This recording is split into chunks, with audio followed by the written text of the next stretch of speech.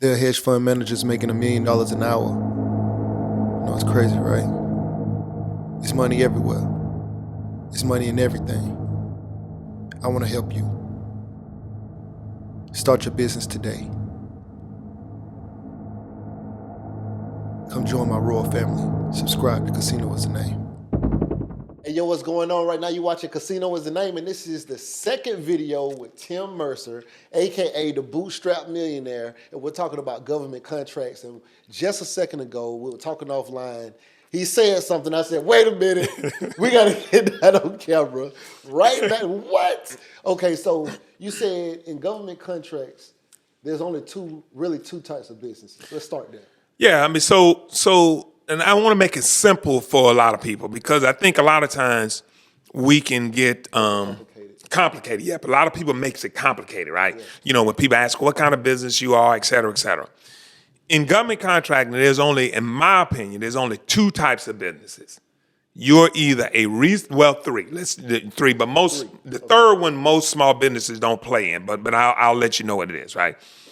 You're either a reseller, right? A reseller of someone else's products and services, right? Mm-hmm. Like I'm a reseller. I resell Dell computers, Cisco equipment, all that type of stuff, right? You either a reseller where you are moving products, or you are a staffing company where you're moving bodies, meaning that you're helping the government find people to come on site and do work for them, right? I'm in staffing. Right, that's right, you're in staffing, that's right. Or you're a manufacturer who actually is somebody that produces something for the government. Like Boeing is a manufacturer because they produce the airplanes and stuff like that, right? So most small business owners won't necessarily fall in that category. So we'll talk about the two, which is reseller or staffing company, right? Right.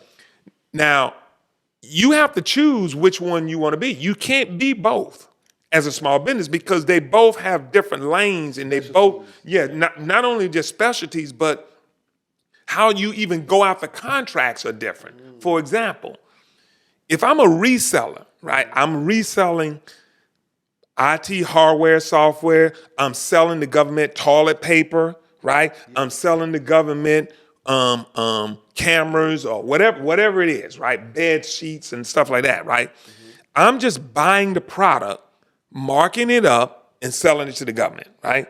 That's a totally different sales cycle because when I'm looking for contracts, I'm not looking for RFPs.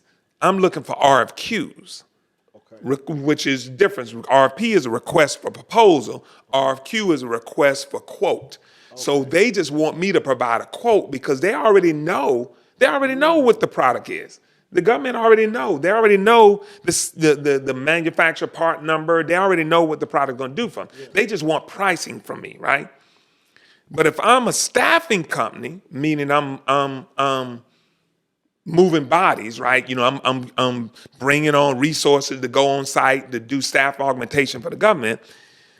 Then is when they're going to put out an RFP because they want to know if the people that you are putting on site really know what they're doing, right? So RFP is going to be a little more intensive, right?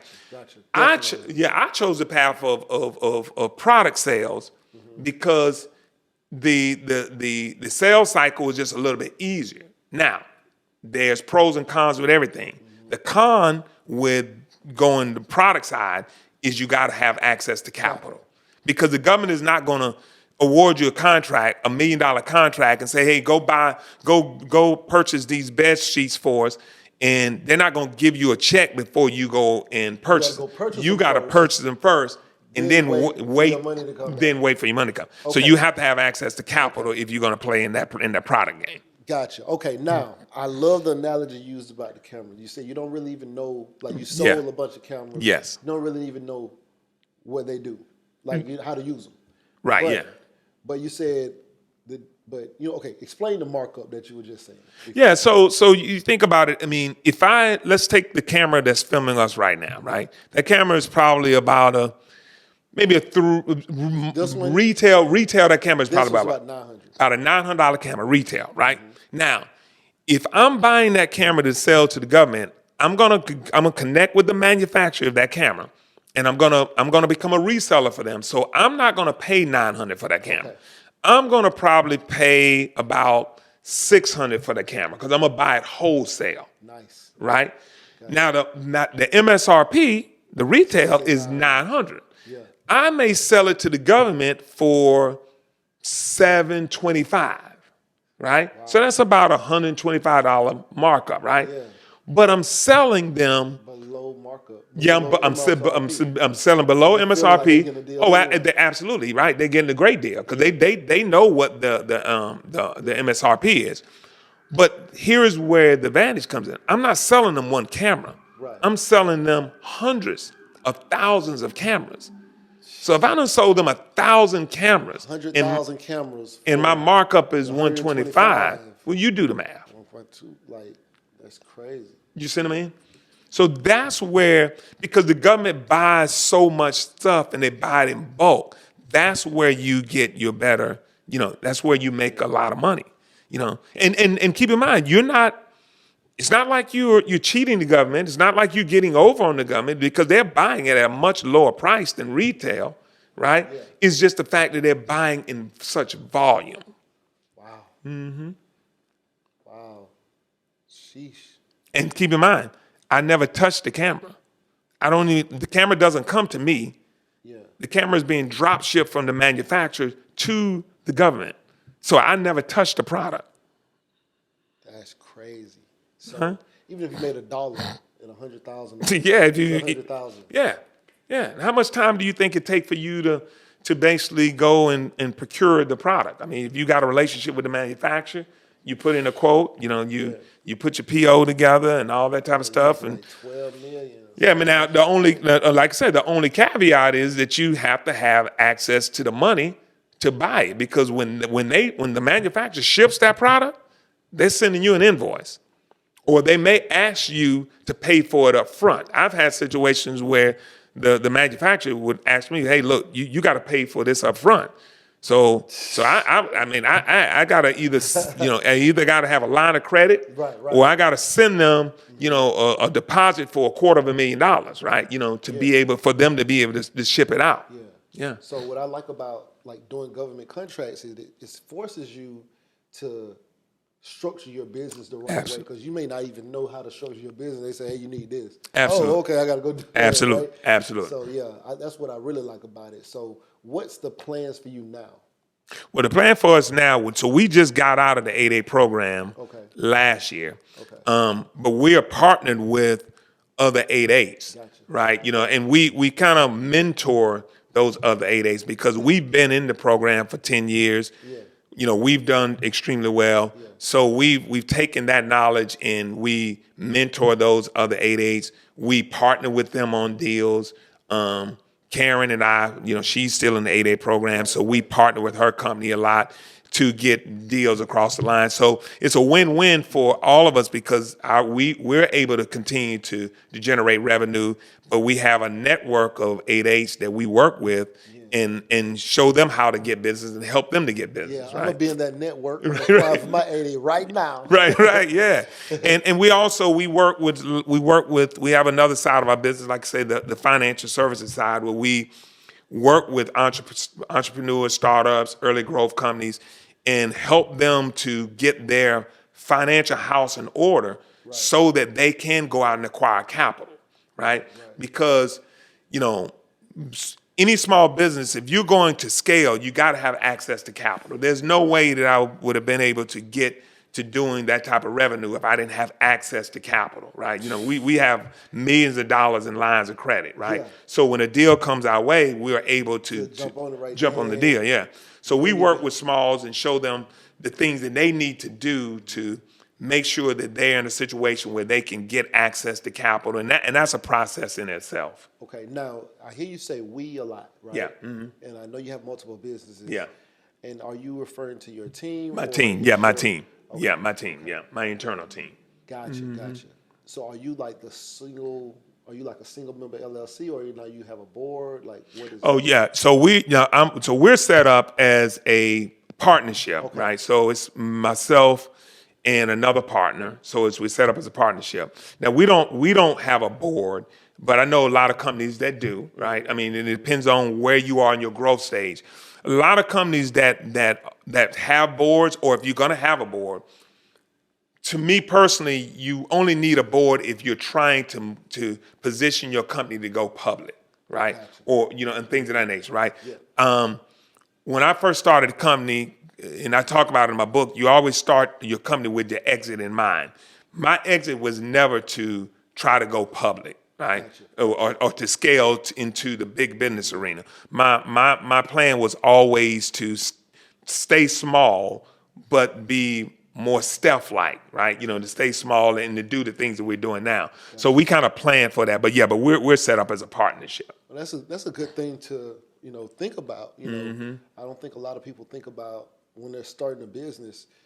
In the beginning, they should be thinking about the exit. Like you have to. You have to, yeah. So yeah, I think yeah, that definitely guides your direction, Yeah, you have to. Because, like when we got in the 8-8 program, you hear a lot of stories about 8-8 companies that when they get out of the program, they just die. I mean, their company just flatlines, right? Yeah. And that's because they didn't have a plan.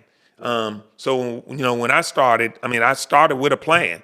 And funny enough, the SBA requires you to put together a business plan.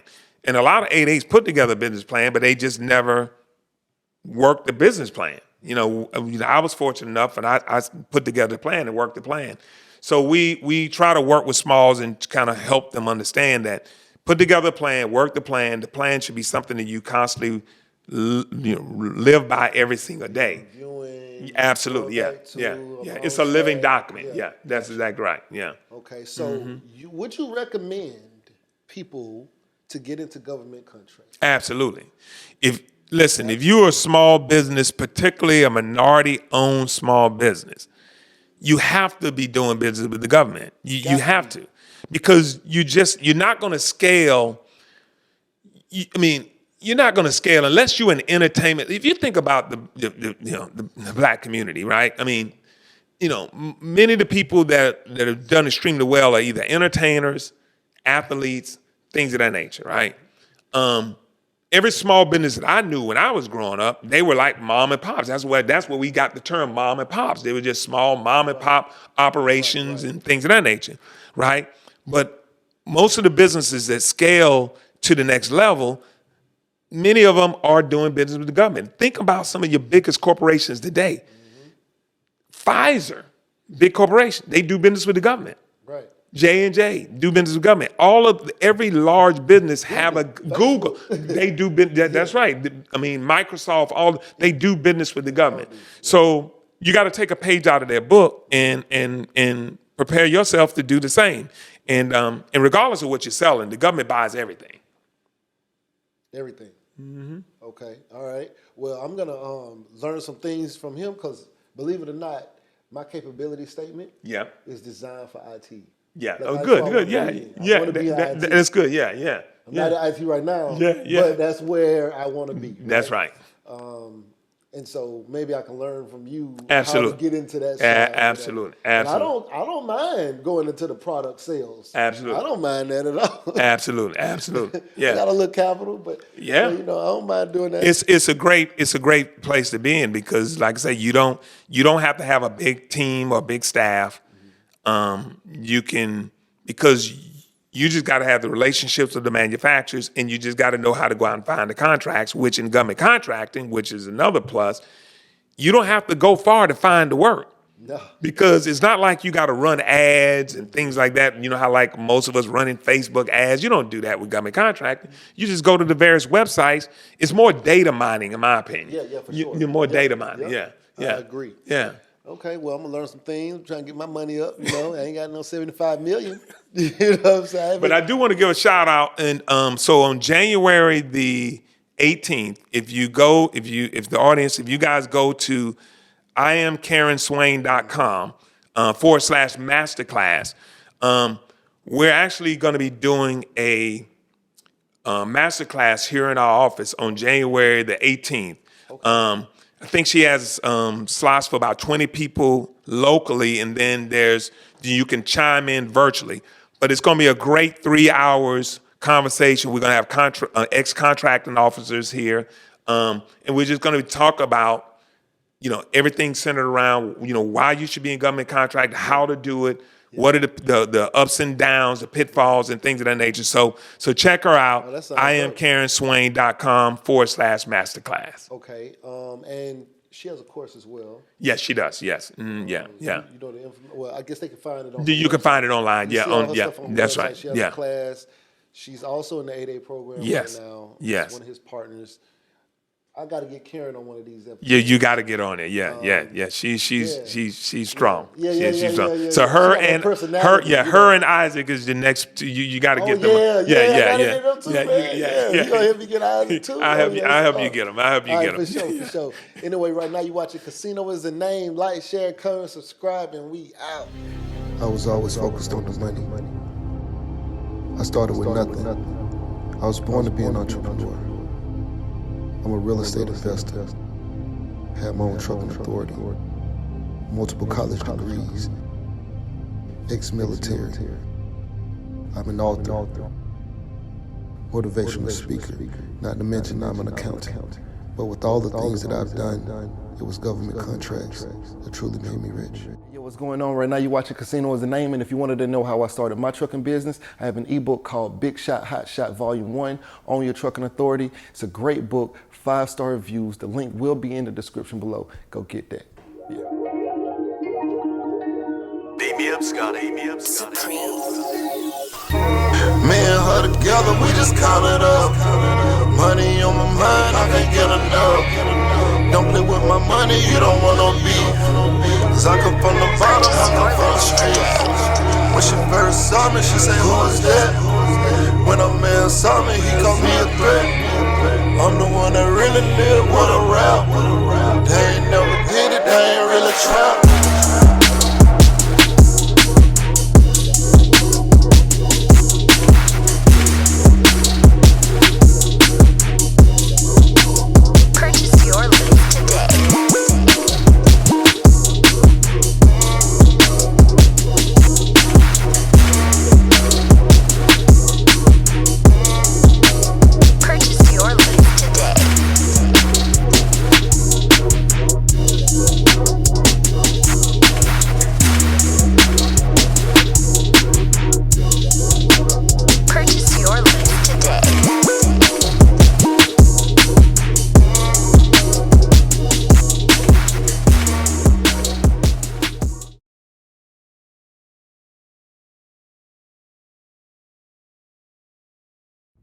Say you want to be successful. Well, what's stopping you? Can't nothing stop you from being successful except for you. You standing in your own way. I came from the bottom.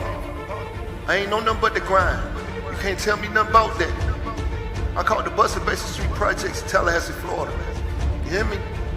I used to think $1 million would last me my whole life. I'd have made that and spent that. $1 million ain't enough.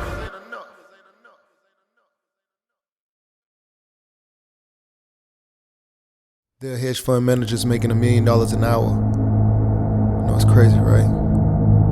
It's money everywhere. It's money in everything. I want to help you.